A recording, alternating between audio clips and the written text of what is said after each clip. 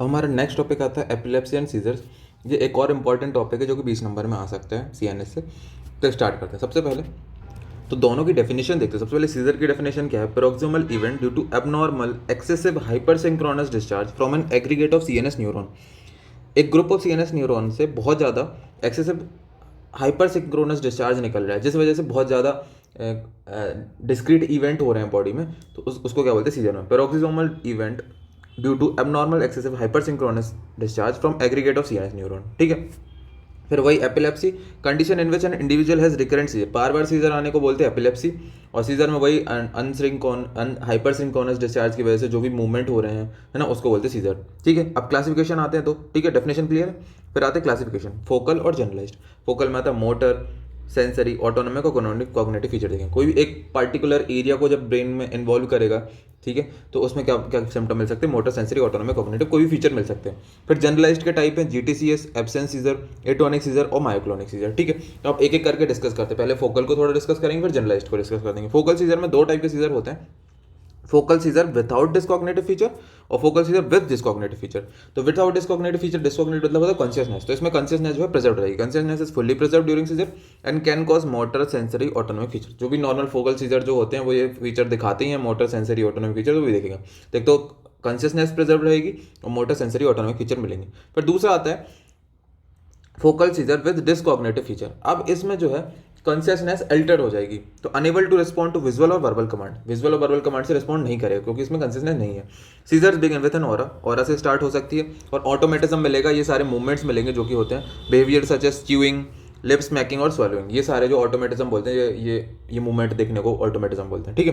तो chewing, lip smacking और swallowing मिलेगी। तो ये हो गया फोकल सीजर खत्म। फिर नेक्स्ट आता है जनरलाइज सीजर में अपन ने 4 टाइप पढ़े, उनके बारे में डिटेलिंग पढ़ेंगे। सबसे पहले absence seizure. Absence seizure, absence seizure generally बच्चों में देखा मिलता है। ऐसे नॉर्मली क्या होता है कि बच्चा एक तरह देखता रहेगा और ऐसा कि मतलब ध्यान नहीं हट जाता, अपन कभी कभी खो जाते हैं, तो वैसा देखेगा अपन को कि sudden brief lapse of consciousness without loss of postural control. तो उसका पोस्चर मतलब वो सीधा तो बैठा रहेगा लेकिन वो सीजर में चला जाएगा। ठीक है। Last for few second and consciousness return rapidly. ठीक है, कुछ सेकंड के लिए ही होता है एब्सेंस सीजर और कॉन्शियसनेस धीरे धीरे वापस आ जाती है। यूजुअली प्रेजेंट इन चिल्ड्रन, 5 से 8 साल के बच्चों में मिलेगा। और हर अपन सीजर की, जनरलाइज सीजर में हर सीजर की अपन एक एक ईईजी की फाइंडिंग भी देखेंगे, तो इसमें 3 हर्ट्ज के स्पाइक्स देखते हैं, तो ये इसकी स्पेशल फाइंडिंग है। फिर जीटीसीएस, जीटीसीएस ही पूछते हैं स्पेशली, ध्यान से सुनना। Usually begin abruptly without warning, without warning start होती है। इसके कुछ फेजेस होते हैं, वो अपन स्टार्ट करते हैं। Initially tonic contraction of muscle and loud मोन, एक्टल क्राई, साइनोसिस और टंग बिटिंग। सबसे पहले क्या होगा? एकदम मसल का कॉन्ट्रैक्शन होगा, इसको बोलते हैं टोनिक फेज। सारी मसल्स कॉन्ट्रैक्ट होने लगेंगी, एक्टल क्राई होगी, उसमें साइनोसिस और टंग बाइटिंग मिलेगी। फिर 10 से 20 सेकंड में क्लोनिक फेज टेक ओवर कर लेगा। Clonic phase start with super impose relaxation which increase until end of ictal period. ये पिछला वाला था एक्टल पीरियड, और उसके बाद अब चालू हुई क्लोनिक फेज। क्लोनिक फेज में सारी मसल जो कॉन्ट्रैक्टेड थी पहले, वो धीरे धीरे रिलैक्स होनी चालू हो जाएंगी। ठीक है। फिर एक्टल पीरियड खत्म हुआ, उसके बाद होता है क्या? Post ictal phase. Post ictal phase is characterized by unresponsiveness, muscular flaccidity, excessive salivation. सबसे पहले हुई सारी मसल कॉन्ट्रैक्ट हुई, फिर रिलैक्स हुई, और फिर उसके कारण जो है पोस्ट एक्टल फेज आएगा, है ना। जो क्लोनिक फेज खत्म हो जाती है वही मतलब एक्टल फेज खत्म हो जाएगी। उसके बाद क्या होगा? Unresponsiveness, muscular flaccidity, excessive salivation. ये मतलब ऐसे मसल कॉन्ट्रैक्ट होकर रिलैक्स हुई तो सारी ये सिम्टम मिलेंगे कि रिस्पॉन्स नहीं देगा, मतलब थक गया ऐसा इंसान। मस्कुलर फ्लैसिडिटी, एक्सेसिव सेलाइवेशन, ऐसा पड़ा हुआ है। फिर gradually regain consciousness over minutes, है ना, कुछ मिनट्स में उसकी कॉन्शियसनेस वापस आ जाएगी। फिर से एक बार करते हैं, टोनिक कॉन्ट्रैक्शन मिलेगा, फिर रिलैक्सेशन मिलेगा, फिर उसके बाद unresponsiveness, muscular flaccidity, excessive salivation, और धीरे धीरे उसकी कॉन्शियसनेस वापस आ जाएगी। ठीक है। फिर ईईजी में अपन को पॉलीस्पाइक डिस्चार्ज मिलेगा इसमें। ठीक है। तो ये हो गया अपना जीटीसीएस। फिर आता है एटोनिक में। एटोनिक में sudden loss of postal muscle tone lasting 1 से 2 सेकंड। ठीक है। एब्सेंस वाले में क्या होता है? पोस्टुलर टोन नहीं जा रही थी, पर इसमें पोस्टुलर टोन भी चली जाएगी और कॉन्शियसनेस भी ब्रीफली इम्पेयर्ड। ठीक है, उसमें कॉन्शियसनेस भी इम्पेयर्ड हो रहा था लेकिन पोस्टुलर टोन थी एब्सेंस में, लेकिन इसमें कॉन्शियसनेस भी चली गई और पोस्टुलर मसल टोन भी चली जाएगी। इसमें ईईजी में क्या जगह generalized spike and wave discharge मिलेंगे। फिर आता है myoclonic seizure. Myoclonic seizure sudden jerky muscle contraction में involve one part of the body और होल बॉडी। क्या है? कोई एक पार्ट को भी इन्वॉल्व कर सकता है या पूरी बॉडी को भी इन्वॉल्व कर सकता है, और इसका कैरेक्टरिस्टिक क्या है? सडन जर्की मसल कॉन्ट्रैक्शन देखेंगे। ठीक है। Mostly associated with the metabolic disorder जैसे degenerative CNS disease, anoxic brain injury, दूसरे मेटाबॉलिक डिसऑर्डर के साथ एसोसिएटेड रहता है मायोक्लोनिक सीजर। इसके ईईजी में क्या मिलेगा? बायलैटरल सिंक्रोनस स्पाइक मिलेंगे। ठीक है। तो ये अपन ने फोकल और जनरलाइज सीजर के बारे में थोड़ा थोड़ा देख लिया। ठीक है, 2-3 लाइन देखी, इतनी ही काफी है। फिर अब कॉजेज क्या हो सकते हैं? कॉजेज थोड़े बाद में लेके, इसको जस्ट क्लासिफिकेशन के पहले लिखना चाहिए। डेफिनेशन फिर कॉजेज फिर इसमें। ठीक है। तो कॉजेज थोड़े लेट लेगा, आप ऊपर लिख लेना कॉजेज के इसमें, डेफिनेशन के बाद कॉजेज, फिर इसके बाद क्लिनिकल फीचर। तो कॉजेज में क्या आ जाएगा? अलग अलग एज ग्रुप में अलग अलग है। न्यूनेट्स में पेरिनेटल हाइपोक्सिया, ठीक है, इंटरक्रेनियल हेमरेज, सीएनएस इन्फेक्शन और मेटाबॉलिक डिसीज, ठीक है। फिर थोड़ा बड़ा होगा तो इन्फेंट और चिल्ड्रन में फेब्राइल सीजन, ठीक है, मेटाबॉलिक, डीजेनरेटिव और सीएनएस इन्फेक्शन। सीएनएस इन्फेक्शन तो सब में ही है लगभग। एडोलसेंट में trauma, genetic disorder, infection. Young में ट्रॉमा और एल्कोहल विड्रॉवल। और ओल्डर एडल्ट में alcohol withdrawal, brain tumour, trauma और डिजेनरेटिव डिसीज, ठीक है। तो ये थोड़ा 3 3 4 4 5 कर लेना और सफल करके लिखते रहना, ठीक है। न्यूनेटल में तो पता ही है, perinatal hypoxia, intracranial haemorrhage, CNS infection से ही होगा।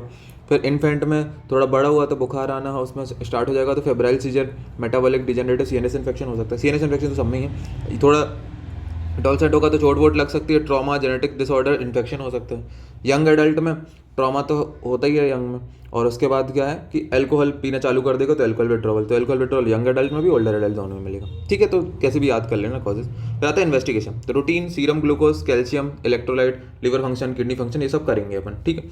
ईजीए में help in diagnosis of epilepsy, classification of seizure type, तो ईजी से पता चल जाएगा अलग अलग सीजर की अलग अलग करेक्टरिस्टिक फाइंडिंग होती है, तो उससे पता चल जाएगा कौन से टाइप का एपिलेप्सी है, ठीक है। ईजी में also help in the interictal period by showing certain abnormality they are that are strongly suggestive of epilepsy, ठीक है। एपिलेप्सी के में भी अलग अलग फेजेस हो रहे थे, उसमें भी ईजी की फाइंडिंग चेंज होती है, तो उससे भी पता चल सकता है कौन से फेज में है। तो ईजी इज नॉर्मल इन 40%, 40% जनता में जो है जो ईजी नॉर्मल रहती है, ठीक है। न्यूरो इमेजिंग में एमआरआई सीटी कर देंगे, और लंबर पंक्चर अगर इंडिकेटेड हो तभी करेंगे, कि मेनिंजाइटिस के कुछ साइन वगैरह मिल रहे हैं तो अपन लंबर पंक्चर वगैरह करेंगे। फिर ट्रीटमेंट, सबसे पहले पहला सीजर आया अभी तक उसका, तो सबसे पहले अपन सीजर को मतलब देखेंगे कि कैसा है। Establish weather scissor was paroxysmal और एपिसोडिक और एपिलेप्टिक, कैसा सीजर था, ठीक है। पैरोक्सिमल एपिसोड था या फिर एपिलेप्टिक था, मतलब बहुत देर तक चला था या फिर थोड़ी देर के लिए आया था। फिर determine the cause of seizure by identifying risk factor, precipitating factor, general examination and investigation. तो मतलब ये कहने का कि पहले सीजर से ही ट्रीटमेंट चालू नहीं करते, पहले एसेस करते हैं कि सीजर किस वजह से आया, कितनी देर तक था, है ना। फिर अपन डिसाइड करते हैं कि उसको एंटी कन्वल्सेंट देना है कि नहीं देना है, ठीक है। कई बार हाइपोग्लाइसीमिया से भी सीजर आता है, ठीक है। फिर रिकरेंट सीजर में identification of underlying cause and precipitation factor, ठीक है। अगर बार बार सीजर आ रहा है तो अपन फिर देखेंगे कि किसकी वजह से आ रहा है ना। पेशेंट को कौन सी थेरेपी की जरूरत है, ठीक है। तो अपन रिकरेंट सीजर से जो है मतलब एब्सोल्यूट ट्रीटमेंट चालू करना ही होता है। तो मेन मोनोथेरेपी फॉर जेटीसीएस में क्या है, जेटीसीएस है ये, ठीक है। सबसे पहले देते हैं वालप्रोएट, ठीक है। वालप्रोएट 15 mg पर केजी दे सकते हैं, can be increase every week maximum to 60 mg पर केजी तक बढ़ा सकते हैं, पर वालप्रोएट स्टार्ट कर देंगे, ठीक है। एंटी एपिलेप्टिक ड्रग पता ही है, टोपिरामाइड भी दे सकते हैं। फिर सेकंड चॉइस ऑफ ड्रग कौन सी होती है, लेमोट्राइजिन, कार्बामाज़ेपिन, फेनिटोइन, लेविटासिटम, ठीक है। ये सब ड्रग्स अपन दे सकते हैं अगर ये वालप्रोएट फेल हो जाती है। फिर रिफ्रैक्टरी एपिलेप्सी में बार बार एपिलेप्सी आ रहा है ना, तो उनमें क्या करेंगे। फर्स्ट लाइन ड्रग है कार्बामाज़ेपिन, फेनिटोइन, वालप्रोएट एसिड, लेमोट्राइजिन, ठीक है। वालप्रोएट तो सबकी है ही ड्रग ऑफ चॉइस, तो रिकरेंट सीजर आएगा तो अपन को ये ड्रग स्टार्ट करनी है, ठीक है। और अगर फर्स्ट लाइन फेल हो जाती है तो अपन को लेविटासिटाम ऐड कर देनी है, ठीक है। कीटोजेनिक डाइट खाने को बोलेंगे जिससे कि इंप्रूवमेंट देखा गया है, ठीक है।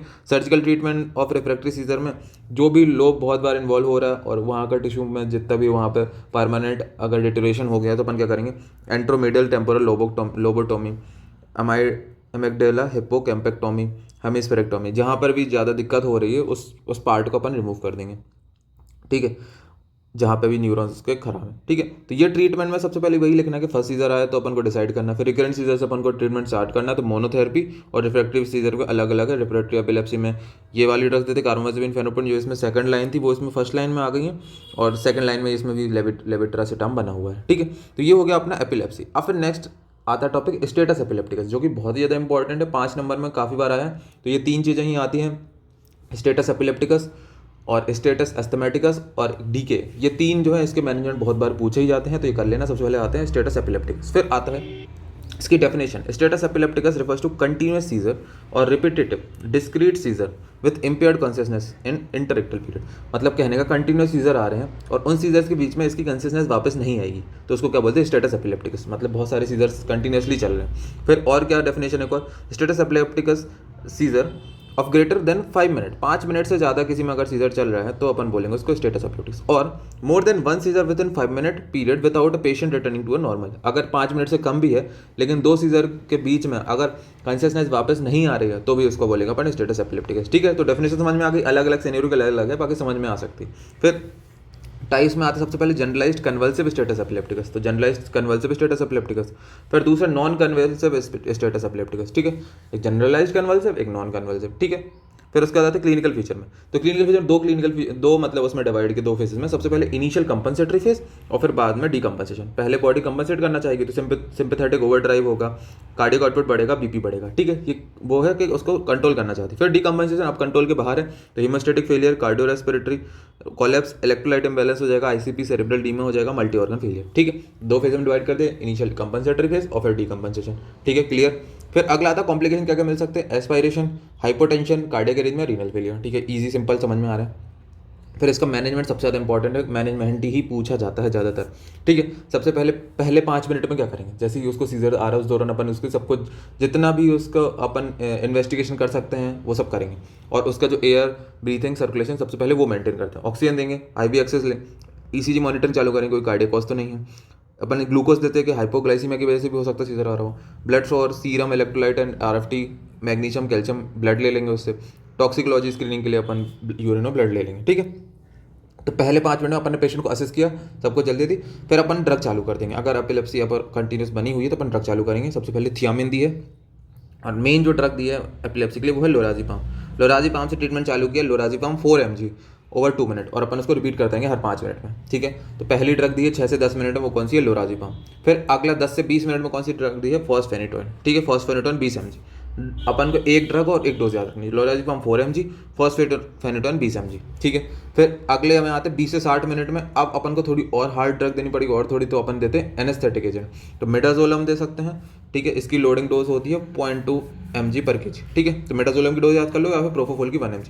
तो इसे ऐसे याद करनी है, एनेस्थेटिक ड्रग बहुत ही कम अमाउंट में देते हैं, तो मेटाजोलम 0.2 mg दे रहे हैं और प्रोपोफोल 1 mg दे रहे हैं। फिर 60 मिनट से ज़्यादा हो गए तो अपन को वही फिनोबार्बिटोल कंटिन्यू करना है, ठीक है, 60 मिनट से ज़्यादा आएगा, और उसकी लोडिंग डोज है 5 mg पर kg, ठीक है, उसको कंटिन्यू रखना है। फिर अपन ने क्या क्या याद किया, फिर से एक बार देखते हैं। सबसे पहले 5 मिनट एसेस कर लिया पेशेंट को, फिर 6 से 10 मिनट में पहली ड्रग दी लोराज़ेपाम 4 mg, ठीक है, लोराज़ेपाम 4 mg। फिर 10 से 20 मिनट में कौन सी दी, फॉस्फेनेटोइन 20 mg, 5 गुना हो गई ड्रग, लोराज़ेपाम 4 mg, फॉस्फेनेटोइन 20 mg। फिर एनेस्थेटिक एजेंट चालू कर देते तो मेटाजोलम 0.2 mg याद कर लो, या फिर प्रोपोफोल 1 mg, ठीक है, प्रोपोफोल 1 mg याद कर लो, चलो। फिर 60 मिनट से ज़्यादा है तो अपन को फिनोबार्बिटोल जो है उसको कंटिन्यू करना है, ठीक है, फिनोबार्बिटोल कंटिन्यूस आईवी देना है, ठीक है। तो ड्रग कौन कौन सी याद, सबसे पहले लोराज़ेपाम, फॉस्फेनेटोइन, प्रोपोफोल और फिनोबार्बिटोल, 4 ड्रग याद करनी, अलग अलग टाइम पे देनी है, ठीक है। तो ये याद कर लिया, मेन क्रक्स यही है। फिर आते हैं कि इसके बाद क्या करेंगे, जैसे उसका एपिलेप्सी का एपिसोड कम हो जाएगा तो अपन क्या करेंगे, perform neuro imaging when convulsive activity is control, तो न्यूरो इमेजिंग करेंगे, कंटिन्यूस ईईजी करेंगे देखने के लिए टाइप कौन सा है, कौन से फेज में था, ये सब। फिर treat metabolic abnormality and hypothermia, metabolic abnormality और हाइपोथर्मिया को भी ट्रीट करेंगे। तो ये था स्टेटस एपिलेप्टिकस। फिर से बोल रहा हूँ, इसका मैनेजमेंट में जो ड्रग्स के नाम है बहुत ही ज़्यादा इंपॉर्टेंट है, एक बार और सुन लो। पहले 5 मिनट सारे स्क्रीनिंग कर ली, 6 से 10 मिनट में लोराज़ेपाम 4 mg, फिर 6 से 10 से 20 मिनट 10 से 20 फॉस्फेनेटोइन, 20 से 60 मिनट में अपना प्रोपोफोल याद किया, और 60 से ज़्यादा फिनोबार्बिटोल, ठीक है। तो इसको याद कर लेना, थैंक यू।